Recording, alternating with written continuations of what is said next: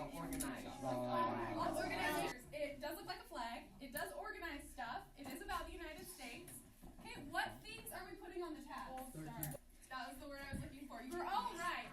But specifically on the flag organizer is the 13, it's about the 13 colonies and documents that led up to it. So the first one that you started out with was the Mayflower Compact. When did that happen? 1620. So today we're going to talk about colonies and what it was like to live there. Okay? So if the Mayflower Compact happened in 1620, how long ago was that? A long time. A long time? 1,000 years? A little more. 393 years ago. That's exactly right. Yeah, I was going to say almost 400. So 393 is perfect. A long time ago. What was life like in the colonies? Harsh. Pretty hard. Harsh? Pretty hard? So you guys talked a little bit about, Plymouth, right, on Monday? Yeah. Okay. We're going to talk a little bit about Jamestown. We're going to watch a video about what life was like in the colonies. So, first, you all need a piece of paper, though. Okay.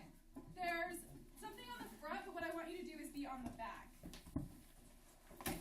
So, blank side up. Okay. On the back, I want you to write my life. 2 words. My life and your life. Now, what I want you to do is list some things that are part of your life. You've been living your life for 13, 14 years. What do you do on a regular basis? Where do you go every day? Eat. What's important to you? I just barely said that. Okay, so just make a list. This is just a brainstorming list of things in your life. Things that make. All right, let's stop the brainstorming. Who would like to share part of their list, or all of it? Food. Food? Who put food on their list? Food is a big part of my life. All right, what else do we have on our list? School. School. You're here for like 9 hours a day, 4 days a week. Shopping. Big part of life. Volleyball. Basketball. Video games. I'm calling on you. Oh, sorry. Family. Yeah. Family's a huge part. What about friends? What about Facebook? Oh yeah. Your phone. Your iPod. Okay, that was a really good list, guys. We are going to watch a quick video about colonial life that'll fill in some of the gaps. And while we're watching it, I will stop it and talk a little bit because we are going to, you guys are going to help me understand what your life is like now and what your life would be like, differences or similarities. We're going to compare and contrast if you lived during colonial times. That's what we're going to do on the other side. So we'll watch this little video and then we'll move forward. Any questions before we start? Okay. The settlement at Jamestown had a really rough time because what they showed with those 3 sides surrounded by, and they succeeded to another town called Williamsburg. We're going to watch the next part of the video. This is the part that's hard to hear, so it's especially important that you listen. What were the kids talking about in that section? How hard it was to live, like what the jobs were. Okay, what the jobs were, how hard it was to live, what else were able to do. How many of you learned to read because your parents taught you?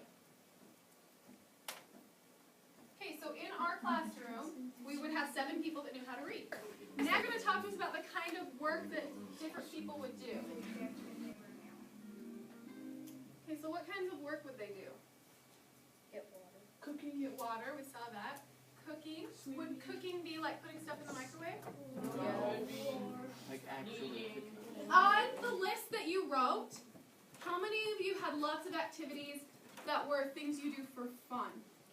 Okay, the next little segment they're going to talk about what colonial kids would do for fun, what they had to play. This next little segment is a video that one of my students made, and it's kind of a summary of what we just talked about. So fill in your mind some of the gaps of other things that would be part of colonial life. If you lived there, we know how you go to school, some of the work that you would do, ways you would play, and she's just going to explain that a little bit more, and then we will move on. Real child's life.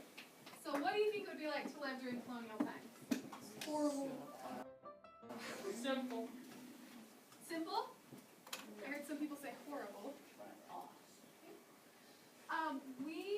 You're going to be looking at how to compare and contrast. So what does compare mean? Exactly right. Compare is to look for similarities between 2 things. So then what would contrast mean? Differences. Look for the differences. Very good. So what would be, in your mind, some similarities between what you do now and what you you would do if you lived during colonial times? What would be some differences? Okay, turn your paper over. So this is going to tell a story. This is how you're going to show me the similarities and the differences between your life now and your life if you lived in the colonies. So over here, by the top of the top four, I want you to write, you can either write me, or your name, or 2013, or today, but some way so that you and I know that these top four cells are all about you. Okay? You can do it. And then the bottom four are going to be about the colonies. So if you want to write colonies, or colonists, or 1600s, however you want to do it. Okay? So then in the top, you can draw a picture for 4 of the things from the list we made on the back. 4 pictures that represent what you do, what you're all about, what your life is like. And then on the bottom, you can draw a picture about what it would be like if you lived in colonial times. Would that activity be the same? Is there something similar? Or would it be something totally different? Wait, what do we draw in that little area? You can label the activity, what it is. Would you guys like to see an example? Yeah. Okay. Now, are you ready? Because I drew this, and I'm a really good artist. And by that I mean, okay. So this is mine. So I am always traveling. I'm always driving places. So for the first one, I drew me in my car. I look like that, obviously. You can see the similarities. And I'm in my car. And I labeled it traveling. Okay? Then if I lived in colonial times, would I have a car? No. Obviously not. Silly sister. Silly Miss Hubbard.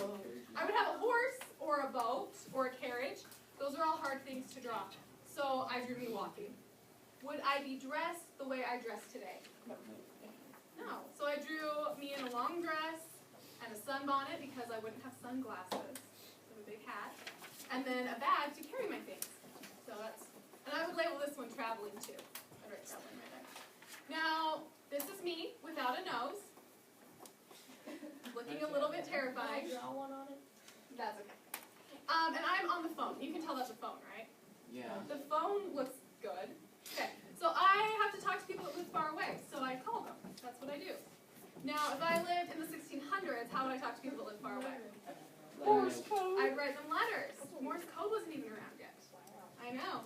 So this is a picture of me writing a letter inside my senior house. Oh. Taps and dots. Oh yeah. Okay, now when I have free time, I watch Netflix. So this is me watching Netflix. If I lived in colonial times, I obviously wouldn't be able to watch Netflix, and I probably wouldn't have any free time. So I drew a picture of me in a garden, and I would probably label this gardening or working. Does that kind of give you an idea what we're doing? So choose from your list 4 things to draw, and then pick either similars or differences to draw for the colonial time. And no more than 1 word in your drawings, okay? You're showing me the story with We pictures. have to have a word. No, you don't have to have a word. Yes. If you want a word, don't use more than 1. And thank you for being so good at listening. Please talk to your table mate. Yeah, you guys, however you want to get the message across. If you want to draw people, if you want to just draw the things, however you want to communicate.